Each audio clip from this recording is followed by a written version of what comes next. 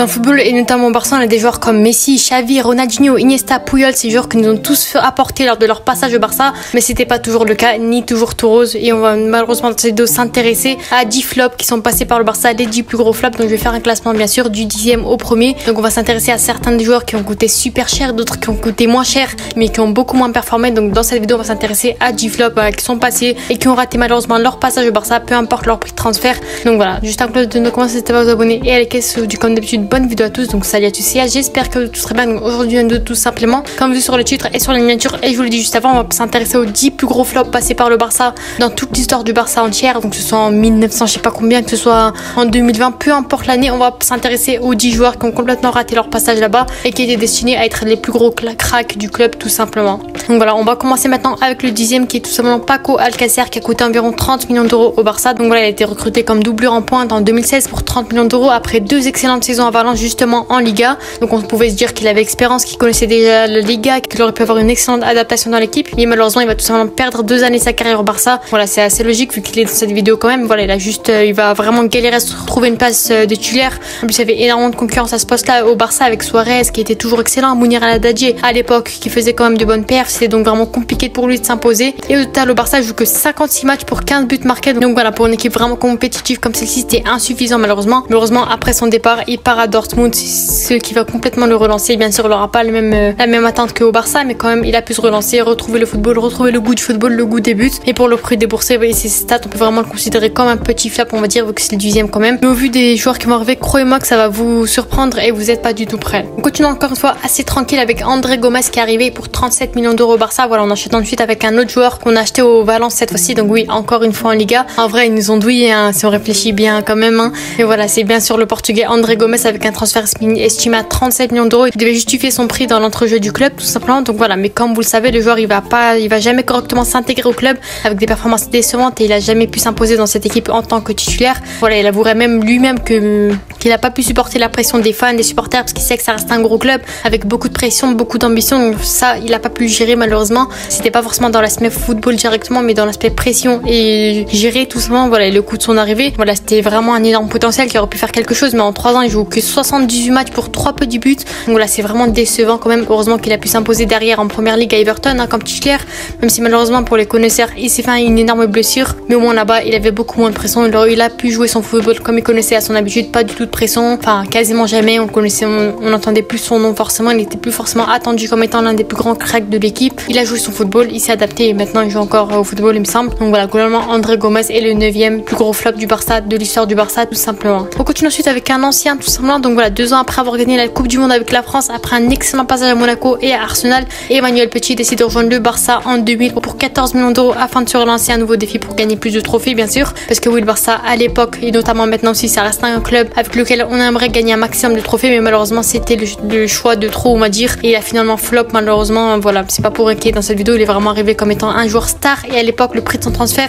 il était juste énorme pour vous dire à quel point le Barça ils avaient tout misé sur ce joueur pour le recruter, ils misaient sur lui pour la défense, pour renforcer cette défense, etc. Mais malheureusement il a jamais réussi à s'imposer là-bas, il est carrément rejeté par le vestiaire catalan. Franchement, il s'entendait pas forcément avec les joueurs ni avec le coach, c'était assez compliqué pour lui, il a pas réussi à s'adapter, les fans ils le rejetaient un petit peu entre guillemets. Donc voilà, il joue quasiment que les bouts de match en jouant 38 matchs pour un but marqué, mais il a jamais vraiment réussi à trouver son niveau de première ligue, là où il a rayonné aux yeux du monde entier. Voilà, c'était assez compliqué pour lui, il a pas retrouvé son prime comme à l'époque, et après ce passage assez mitigé, on va dire, il rejoint finalement Chelsea, là où il finira sa carrière tranquillement, sans aucun média, sans aucune caméra. On continue maintenant avec un flop que vous connaissez tous, que ça fait pas longtemps quand même qu'il était au Barça, il était vu comme l'un des plus gros cracks de son pays. Voilà, brillant pour l'Atlético Madrid pendant 4 saisons, le Turc rejoint la Catalogne pour 34 millions d'euros. On parle bien sûr d'Arda Turan tout simplement. Voilà, il jouera que 55 matchs pour 15 buts marqués en 5 saisons avec le Barça avant de terminer son contrat avec une peine de prison avec sursis, pour vous dire à quel point il a pas du tout le même destin que les autres suite à une altercation en boîte de nuit. Voilà, vous savez un petit peu ses problèmes, mais globalement il a fini en prison, il n'a même pas fini son contrat. Voilà, c'est le glowdown après son passage entre l'Atlético et le Barça. Donc voilà, mais vraiment c'était l'un des plus grands cracks turcs générationnels. Il était pourtant vraiment chaud à Atlético, hein.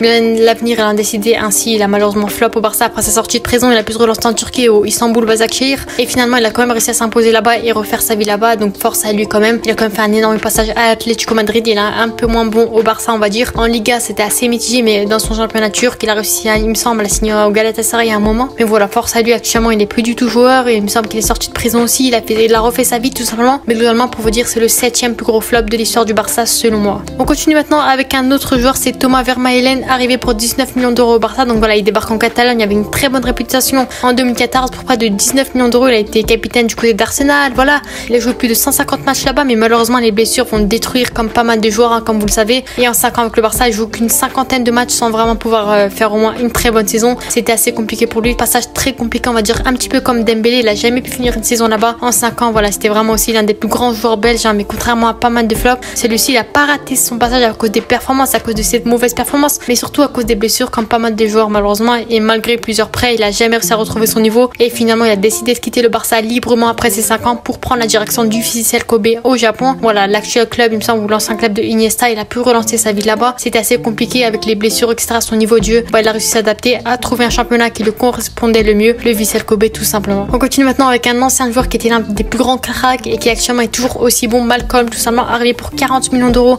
au Barça. Voilà, c'était l'un des joueurs que j'ai toujours apprécié, hein, personnellement. Voilà, ses passages à Bordeaux qui ont été excellents, au Zénith même en Russie et actuellement El Hilal. Mais bien sûr, malheureusement, joueur talentueux comme il a flop au Barça. Il a rejoint le club en 2018 pour une saison pour environ 40 millions d'euros après un excellent passage à Bordeaux, mais encore une fois, il a pas réussi à s'imposer en jouant que 24 matchs la saison pour 4 buts marqués. Donc voilà, pour un ailier, c'est vraiment insuffisant, surtout pour une équipe comme du Barça, hein. Voilà, juste après les départs de Neymar, etc., c'était assez compliqué pour lui de s'imposer, surtout, notamment tout comme André Gomes, il a pas pu gérer forcément la pression des supporters, les attentes que le Barça attendait de lui. Donc c'était assez compliqué. Il avait un très bon niveau de jeu au Bordeaux, mais après, il a pas du tout réussi à s'adapter au Barça. Pourtant, il avait largement le talent pour s'imposer, hein, mais je pense que certainement pour la pression, comme je viens de vous le dire, hein, qu'il a pas pu gérer. Je sais, on connaît pas vraiment la raison, ça peut arriver, hein. Mais voilà, globalement, il a raté son flop au Barça, il a raté son passage au Barça, mais heureusement, il a pu se relancer au Zénith, à El Hilal, où il est toujours aussi excellent, très bon joueur Malcolm avec de très bonnes qualités, mais malheureusement, son niveau de jeu, sa personnalité ne correspond pas forcément avec l'équipe du Barça, tout simplement. On continue maintenant avec le top 4 avec Miralem Pjanic, arrivé pour 60 millions d'euros au Barça. Donc voilà, de base, c'est un échange Arthur plus 60 millions d'euros qui allait à la Juventus contre Miralem Pjanic. Donc voilà, il a été vu comme le nouveau milieu de terrain créateur du Barça après son excellent passage en Serie A, que ce soit à l'AS Roma ou la Juventus, il était vraiment excellent, notamment avec une énorme qualité de frappe sur coup de pied arrêté ou de loin. Peu importe, on sait que Pjanic, sa qualité, sa plus grosse qualité, c'était les coups francs exceptionnels. Voilà, il signe pour 2 saisons Barça, il joue 2 saisons Barça. Après, il vient pas forcément au meilleur moment quand Koeman et Valverde sont coach, mais voilà, ça bouge beaucoup. Le Barça, il est vraiment en crise, mais derrière, on a un Pjanic qui a du mal à s'intégrer dans cette équipe, qui était vraiment en grande difficulté pour avoir du temps de jeu. Au total, en 2 saisons, il ne joue que 34 matchs pour 0 but marqué, pour dire à quel point, voilà, c'était assez compliqué pour lui. On sait que c'est un énorme joueur à la Juventus, vraiment vu comme l'un des meilleurs milieux de terrain. C'est pour ça que le Barça l'avait recruté, mais malheureusement, il a flop. Voilà, premièrement, pour le prix déboursé pour la joueur, 60 millions d'euros, et son rendu où il ne marque aucun but et contribue à quasiment rien dans le jeu du Barça. Donc là, vraiment, je pense qu'il mérite sa 4e place, malheureusement. Pourtant, Pjanic, c'était un joueur que j'appréciais énormément à la Juventus, mais malheureusement, il n'a pas du tout convaincu au Barça, notamment du côté de Koeman et de Valverde. Voilà, parce qu'il a vraiment pu être un joueur intéressant, hein, pour le Barça. Il est ensuite prêté à Beşiktaş en Turquie pour se relancer, mais depuis, on n'a plus entendu parler de lui. Pour le coup, on peut vraiment le considérer comme étant un flop général, intergénérationnel, on va dire. Voilà, depuis son passage à la Juventus, il a plus jamais confirmé dans le monde du football. Je suis vraiment dégoûtée quand même. Heureusement qu'avant de signer au Barça, il avait quand même une bonne carrière, que ce soit à l'OL, que ce soit à l'AS Roma, que ce soit à la Juventus, mais globalement, malheureusement, il a raté son passage au Barça complètement. Voilà, on passe maintenant au fameux top 3 des joueurs que vous attendiez sûrement tous. Voilà, il y a 2-3 joueurs que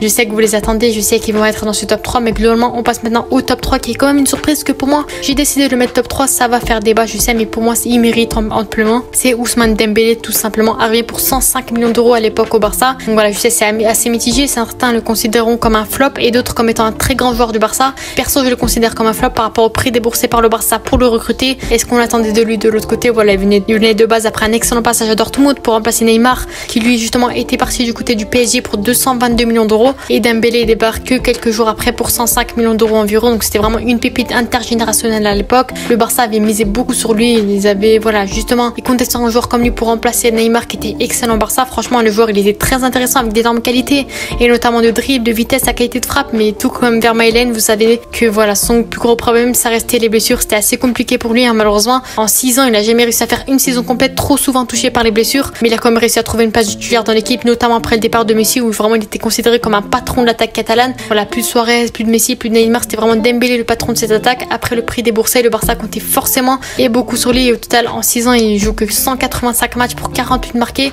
et ce qui est très décevant quand même, hein, au vu de l'investissement fait par le Barça. 6 ans, 105 millions d'euros déboursés pour lui, c'était assez compliqué, très gros salaire. Malheureusement, il n'a pas réussi à répondre aux attentes du Barça, on va dire. Les Ligues des Champions, c'était assez compliqué, ils en gagnaient quasiment plus trop.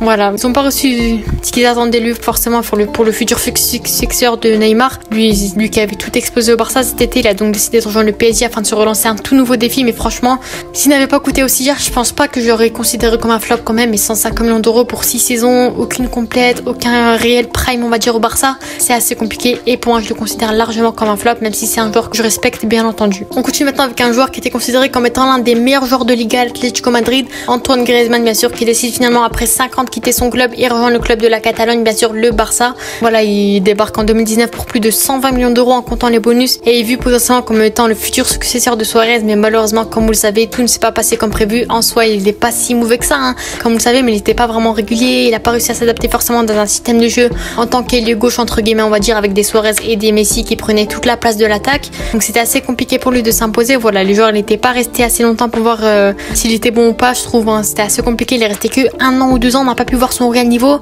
il n'était pas très souvent titulaire aligné aux côtés de Suarez ou de Messi. Lui il jouait ailier gauche comme je l'ai dit juste avant, il n'était pas à son vrai poste, mais en soi il se débrouillait bien, hein. Il formait un très bon trio, mais cela il a pas suffi aux Français, il était toujours pas présent au grand match et il manquait de régularité. Au total en 3 ans Barça il joue que 102 matchs pour 35 buts marqués, mais le joueur il sentait pas vraiment comme chez lui à Madrid, hein. C'était assez compliqué, il a pas pu s'adapter dans cette équipe. À Atlético Madrid il était chouchouté par les supporters, c'était le meilleur joueur, mais il était vu comme étant la star du club, mais il est arrivé au Barça, il était mis entre guillemets de côté avec les grandes stars qu'il y avait déjà comme Messi, comme Suarez, comme peu importe, Gérard Piqué, Ter Stegen. Voilà, il avait plus du tout sa place de chouchou, il avait plus une place de second joueur, de joueurs qui font la différence on va dire. Donc voilà, c'était assez compliqué pour lui, mais je pense que vraiment Griezmann pouvait largement s'imposer là-bas, il connaissait la Liga par cœur parce que de toute façon toute sa carrière il a joué en Liga, donc voilà, de ce côté-là c'était pas un problème non plus. Mais depuis il est revenu à Atlético Madrid, le club qui le correspond le mieux au final. Voilà, on l'a vu, il a directement revenu en force, il est actuellement considéré comme étant une légende du club là-bas. Je pense que le club lui correspond le mieux parce que le Barça c'était pas du tout une question de niveau, de blessure, peu importe, c'est plus une question d'adaptation, d'environnement, voilà, c'était plus le mental de ce côté-là. Il a pas pu s'adapter, il a pas pu avoir le rôle qu'il voulait, c'était assez compliqué pour lui. Mais pour moi personnellement je pense que s'il était resté 1 an ou 2 ans de plus, il aurait pu largement s'imposer dans cette équipe du Barça, mais il en a décidé ainsi. Il a décidé de quitter le club, revenir à Atlético Madrid, à ses sources sûres, à sa base, et globalement en soi on voit qu'il fait un énorme passage là-bas. Et on finit bien sûr avec le premier, vous savez déjà de qui je vais parler, bien sûr Philippe Coutinho, arrivé pour 135 millions d'euros au Barça à l'époque. On finit bien sûr sur celui-là, bien sûr qui d'autre après l'énorme somme qu'on a mis sur lui, hein, Philippe Coutinho qui rejoint le FC Barcelone en 2018 pour plus de 135 millions d'euros après un excellent passage à Liverpool, où il a tout simplement tout explosé là-bas, mais vous le savez, tout ne s'est pas bien passé comme prévu pour lui au Barça. Il joue 6 ans sous la tunique du Barça pour un total de 106 matchs et 26 buts. Voilà, il a fini par même plus être titulaire, au point où Pedri était encore très jeune à l'époque, il avait que 19 ans, il était déjà titulaire, même Trincao il était titulaire, il était passé devant lui dans la hiérarchie, pour vous dire à quel point le Barça, voilà, Coutinho c'était vraiment un énorme flop. Actuellement il est toujours le joueur le plus cher de l'histoire du Barça, il est aussi considéré comme étant le plus gros flop de l'histoire du Barça aussi. Donc voilà, si on doit retenir quelque chose de son passage, c'est qu'il détienne de grands records, donc pas forcément positif, mais voilà. Mais si on doit faire un lien et une sorte de petite conclusion, je pense que ce flop il est principalement dû au stress. Un Coutinho il n'est pas habitué à avoir une somme aussi grosse déboursée sur lui. Franchement c'est le stress, 135 millions d'euros sur toi, c'est vraiment le stress, faut vraiment assumer ça, faut vraiment avoir de très bonnes performances. En plus de ça, le joueur il vient dans le plus grand club au monde, étant jeune, il était très attendu par le supporter. De l'autre côté, tu sais que le Barça il a déboursé une énorme somme sur toi. Voilà, tu sais que tu dois absolument pas rater, c'est malheureusement ce qu'il a fait. Après voilà, on peut pas en voir le Barça parce qu'il a très bien fait de le recruter, c'est vraiment une pépite intergénérationnelle qui a tout explosé à Liverpool, qui était vraiment très très bon, polyvalent offensivement, milieu offensif, ailier, peu importe, mais il a vraiment été exceptionnel. Voilà, après son passage raté au Barça, malheureusement il s'est relancé au Bayern, il a vraiment été très bon quand même, hein. Malheureusement c'était pas exceptionnel, mais c'était quand même beaucoup mieux qu'au Barça. Mais voilà, globalement il a complètement raté son passage là-bas. Il a ensuite fini à Aston Villa où franchement il a dû s'y trouver une place de titulaire, il a fait de bonnes choses et maintenant actuellement il joue au Qatar à El Duhaï en prêt, donc voilà, force à lui. Mais globalement pour vous dire à quel point Coutinho est vraiment un énorme flop malheureusement. Voilà, en étant à Aston Villa, le Barça a toujours une clause de 50% sur la revente du joueur, donc globalement c'est très bien joué du côté du Barça. Mais pour vous dire, si on doit revenir sur le passage du Coutinho, c'était vraiment l'un des plus gros flops, voire le plus gros flop de l'histoire du Barça. Donnez-moi votre top 3 en commentaire sur les plus gros flops du Barça de l'histoire. Mais voilà, en soi, c'était les plus gros flops de l'histoire du Barça. On aurait pu penser aussi à Christophe Dugarry, à Song, à Dimitri Chinrezki, je sais plus comment il s'appelle, excusez-moi la prononciation, Paulinho, d'autres qui auraient pu avoir un bien meilleur parcours voilà, s'ils n'avaient pas fait le mauvais choix de carrière, on va dire. Voilà, il y a plusieurs raisons, il y a les blessures, il y a la gestion du stress, il y a le prix déboursé sur le joueur, et la performance, tout simplement la cause la plus principale. Mais voilà, en soi, ils ont tous le même point commun, ils sont considérés considérés comme étant des flops au Barça. Certains ont réussi à se relancer ailleurs et d'autres qui malheureusement ont sombré autre part. En tout cas, j'espère qu'il y aura de moins en moins de joueurs qui vont rater leur passage dans des clubs parce que c'est assez compliqué. C'est un passage très très compliqué pour les joueurs de flop dans un endroit. Tout le monde le critique sur les réseaux. Voilà. En soi, grosse force à eux. Voilà. J'espère que chaque recrue trouvera un moyen d'apporter quelque chose à cette si belle équipe du Barça. Voilà. Je vais pas vous cacher qu'en repensant à certaines sommes qu'on a mis sur ces flops, on repense à ce qu'on aurait pu faire avec cet argent avec un Barça actuel. Voilà, je suis vraiment dégoûtée. On a déboursé plus de 600 millions d'euros sur tous ces flops. Donc franchement, j'ai un petit peu le seum. Je sais ce qu'on aurait pu faire avec 600 millions d'euros actuellement dans cette équipe du Barça qui galère à recruter des joueurs à même pas 50 millions d'euros. Donc en soi, je suis assez dégoûtée, mais ça fait partie de la vie, ça fait partie du cycle du Barça. Globalement, ça fait partie du football aussi. Si on tente jamais des joueurs, c'est comme ça qu'on va jamais évoluer non plus. Donc voilà, globalement, je suis assez dégoûtée sur certains des flops, mais la plupart des coups, ils viennent d'un bon fond, ils viennent d'une bonne décision du Barça. Globalement, je peux ni en vouloir du joueur, ni en vouloir au club. Mais voilà, en tout cas aussi, on aurait pu penser à un autre flop comme Ibrahimovic qui malheureusement a flop 6 mois du Barça à l'époque, quand on était en 2011 il me semble, quand il y a eu un échange Samuel Eto'o contre Ibrahimovic plus un peu d'argent. Je suis assez dégoûtée parce que Guardiola il a pas forcément utilisé Ibrahimovic, il a un petit peu flop sur les 6 derniers mois, mais globalement pour vous dire à quel point il aurait pu faire partie de cette liste. Mais pour moi, voilà, Ibrahimovic ça reste pas le plus gros flop non plus par rapport aux joueurs que je vais citer. En tout cas, si le concept il vous a plu, n'hésitez pas à poser vos petits pouces bleus et à vous abonner. N'oubliez pas de donner votre top 10 en commentaire si possible, ou même top 3. J'aimerais bien voir vos avis aussi. Donc là sur ce, n'hésitez pas à vous abonner et à liker. C'était S, on se dit à la prochaine, ciao.